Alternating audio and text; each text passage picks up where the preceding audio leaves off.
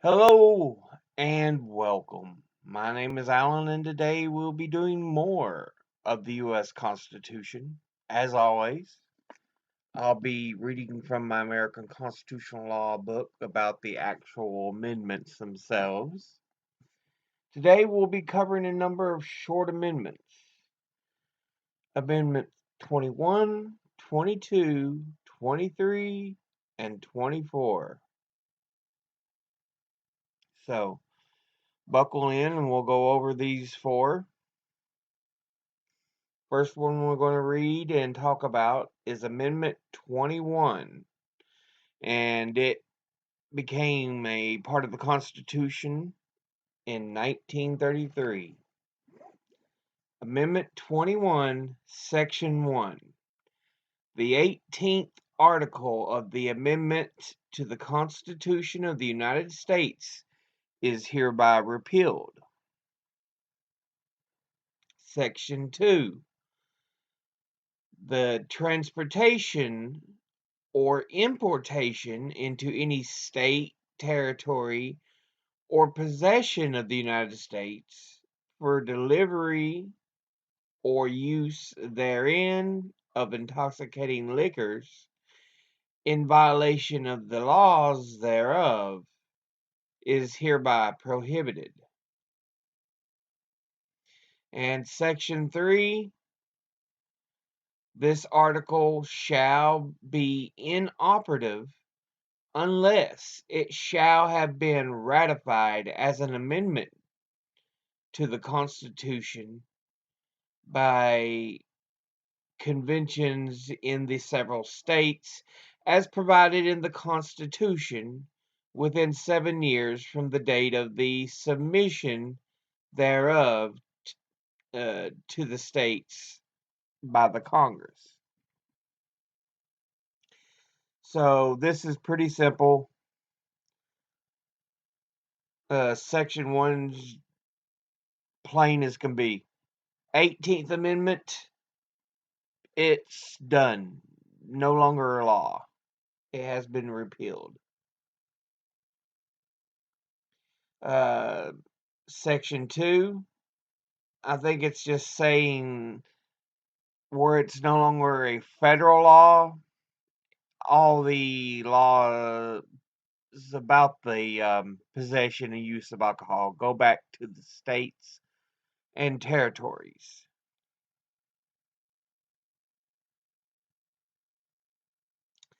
And Section 3 is just saying it's got to pass to become official law. Now, as we have talked about, it does become law in 1933.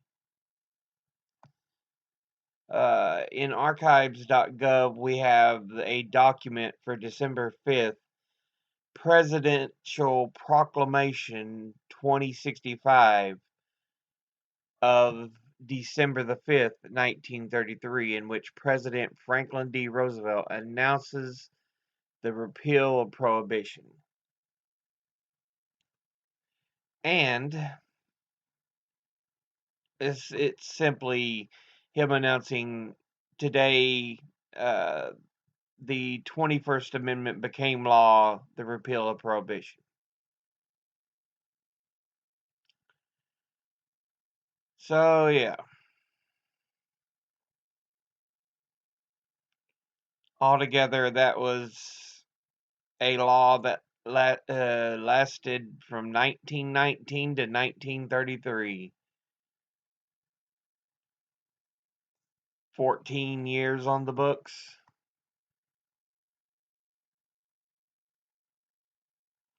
So, Prohibition itself was very unpopular. It brought in a lot of issues. One of the largest was gangsters and crime. You have figures such as Al Capone, who became one of the most major gangsters there was. Lucky Luciano, who would run a lot of alcohol from Scotland, Canada, and the Caribbean into the U.S. Meyer Lansky um, headed a gang during the Prohibition era and was even responsible for Lucky Luciano's rise to power. Let's see. Johnny Torrio, he actually created the empire that Al Capone did take over.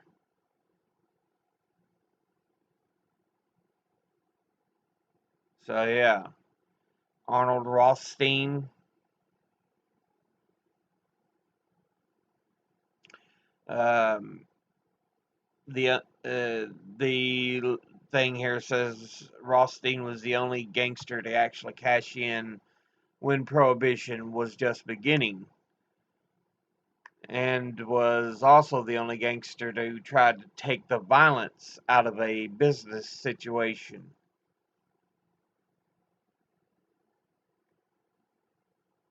Um, we also had Bugs Moran, an arch rival of Al Capone and Johnny Torrio.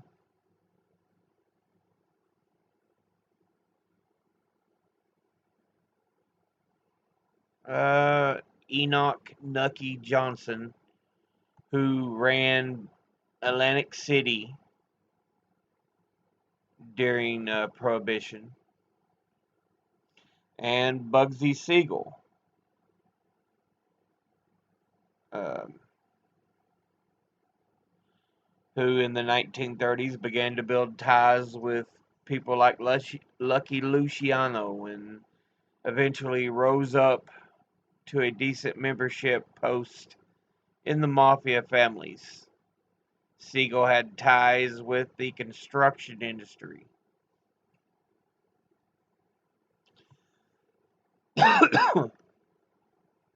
So yeah, this was one of the big issues. Um, was the rise in power of these gangsters. But there are also issues of um, things known as bathtub gin, where alcohol could be cut with some seriously uh, dangerous items. We also had um, the birth of the moonshiners, people who would transport the moonshine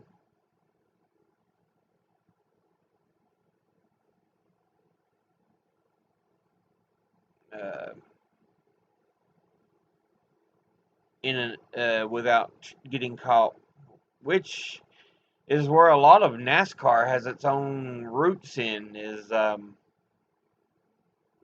those bootleggers running the moonshine? So,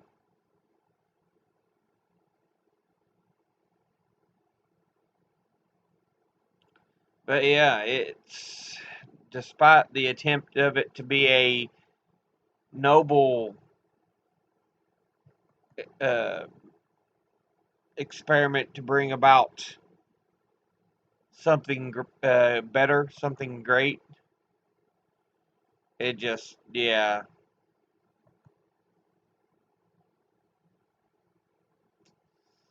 it just didn't go the way many had hoped.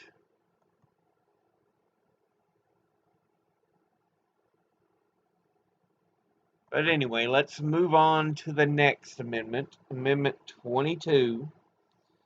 It became law in 1951. Section 1. No person shall be elected to the office of president more than twice.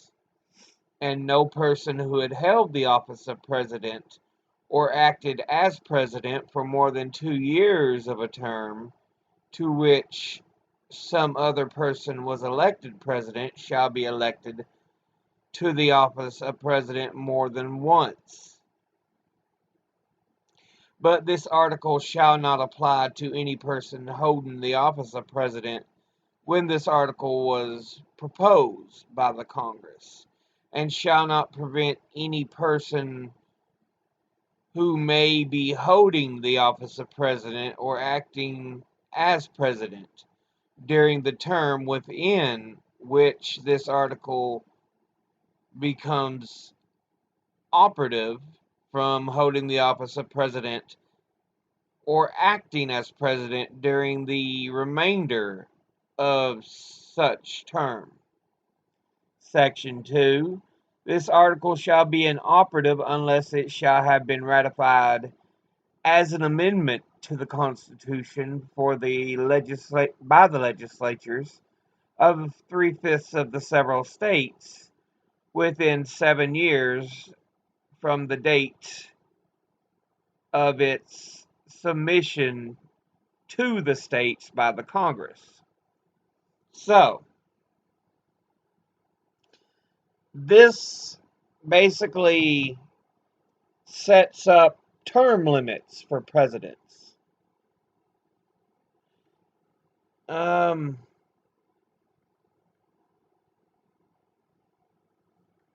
And the only president who actually was president longer than 2 terms was Franklin Delano Roosevelt.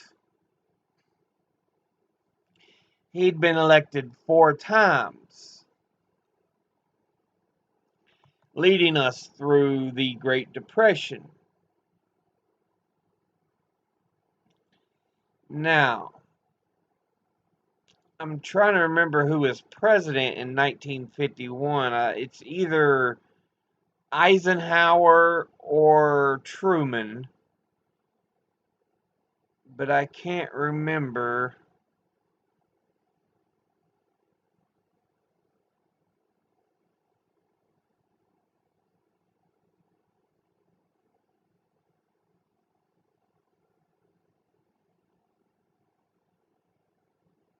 So Harry Truman was in power when it became law. But there's a grandfather clause in Section 1. It didn't affect him.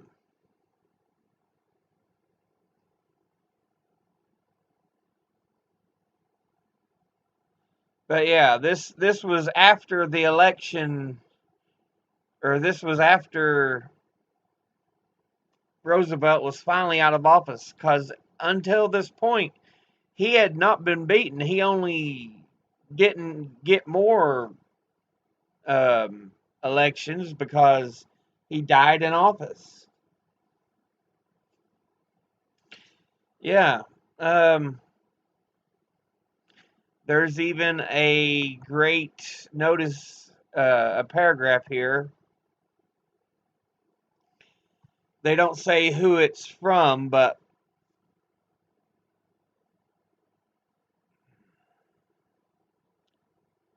hold on, maybe they do.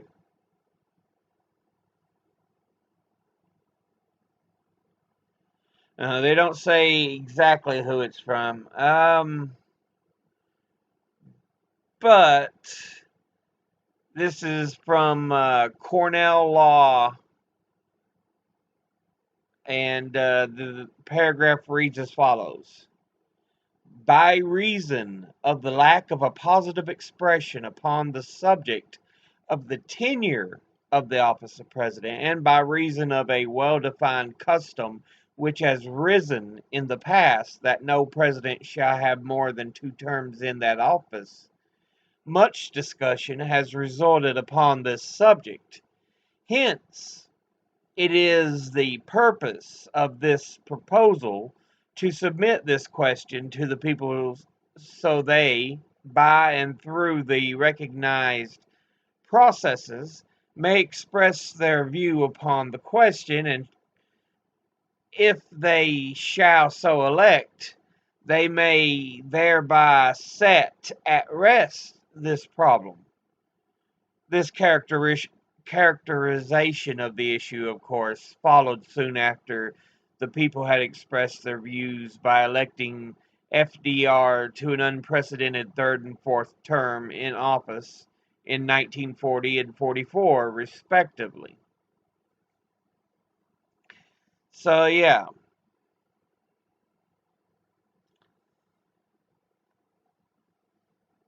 the whole idea is just presidents can have 2 terms of their own, and then if they had to take over as vice president to become president because the president was assassinated or was no longer fit, uh, it, they could take at least 2 years of that. So, in all, it's about 10 years you could serve as president. But yeah,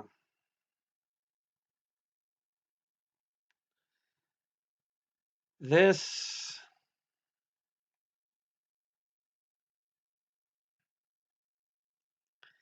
this was the actual first time any attempt to limit elected officials' terms came into being.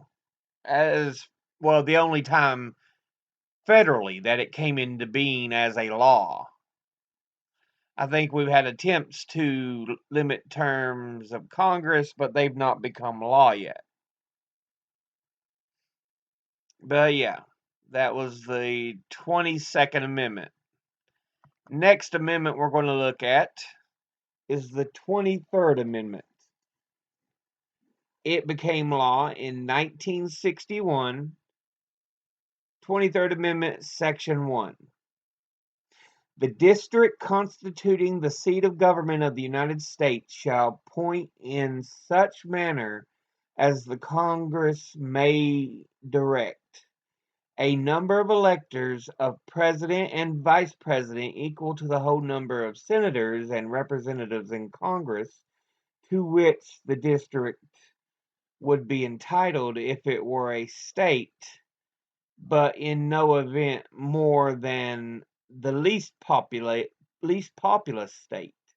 They shall be in addition to those appointed by the states, but they shall be considered for the purposes of the election of president and vice president to be the electors appointed by a state, and they shall meet in the district and perform such duties as provided by the 12th article of amendment. Section 2. The Congress shall have the power to enforce this article by appropriate legislation. So,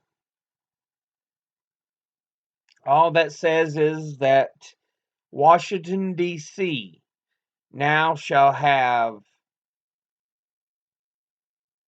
the ability to give electors to the president as any state would. If you've ever watched an election for president, each state has so many electors given. I think uh, California is the highest, and I can't remember the least. I think it's Wyoming because it has the lowest population. But basically, DC would be equal to Wyoming because it said the least populous. But yeah, it essentially gives DC the power of a state to cast electors to give the president some voting capability. Um, And for that matter, DC has a huge population. This became law in 1961. Around that time, there was 790,000 people living in DC, close to the 800,000 mark. So yeah.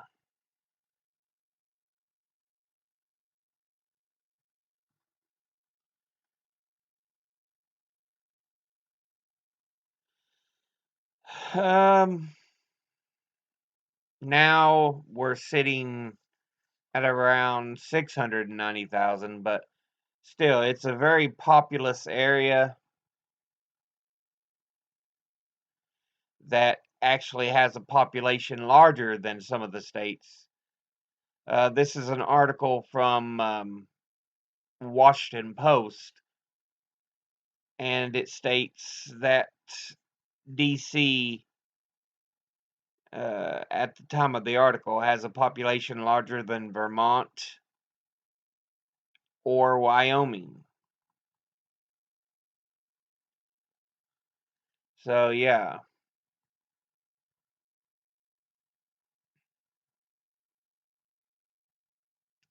And it's actually exploded in population over the last decade.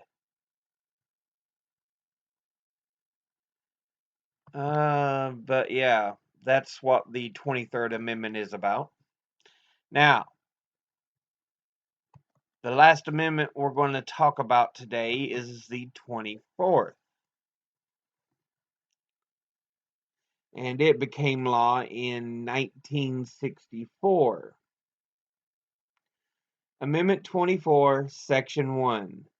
The right of citizens of the United States to vote in any primary or other election for president or vice president, for electors for president or vice president, or for senator or representative in Congress shall not be denied or abridged by the United States or any state by reason or failure to pay any poll tax or other tax. Section 2, the Congress shall have power to enforce this article by appropriate legislation.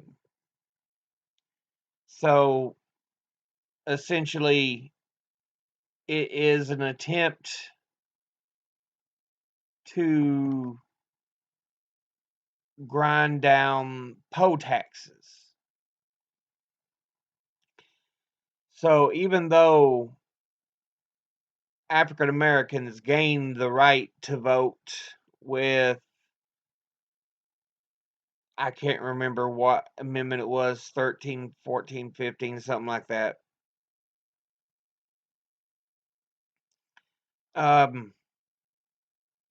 This amendment had to be passed because there were still attempts to restrict African American voting during the Jim Crow era. And the poll tax was one of the most notorious.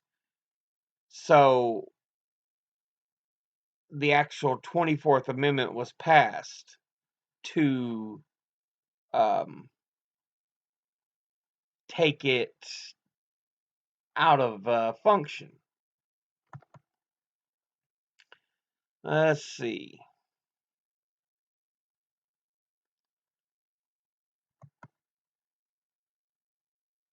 But yeah, this is from history.house.gov. And it reads, on this date in 1962, the House passed the 24th Amendment outlawing the poll tax as a voting requirement in federal elections by a vote of 295 to 86. At the time, 5 states maintained poll taxes which disproportionately affected African American voters: Virginia, Alabama, Mississippi, Arkansas, and Texas.